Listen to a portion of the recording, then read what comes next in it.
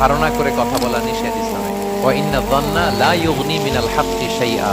আল্লাহ বলেন ধারণা কখনো সত্যের বিকল্প হতে পারে না। আপনাকে সত্যটা জেনে বলতে হবে। আমরা এরকম সমাজে অনেক করি, অনেক আপনি পাবেন। ধরেন যে আপনাকে আপনার এক বন্ধু দেখলো, রিকশা দিয়ে যাচ্ছেন, আপনার পাশে এক নারী বসা, তো সে অনেক কিছু খারাপ ধারণা করতে পারে। এরকম হয় না সমাজে? এমন হতে পারে যে আপনি আপনার ছোট বোনকে নিয়ে বেরিয়েছেন, হতে পারে না? কিন্তু আপনি তো একটা ধারণা করে ফেললেন অন্য কিছু। বা আপনার ভাগ্নিকে নিয়ে বের হয়েছেন, আপনার আপন খালাকে নিয়ে বেরিয়েছেন কোনো কাজে, ডাক্তারের কাছে, কিছু একটা হতে পারে। কিন্তু তাকে দেখেই আমি এদিক সেদিক বলতে আরম্ভ করলাম যে ওকে তো দেখছি এরকম এরকম এরকম। আছে না নাই? আমাদের সমাজে আমি দেখেছি যে কারো যদি ঠোঁট কালো হয় তো মানুষ ধারণা করে নেয় লোকটা মনে হয় সিগারেট খায়।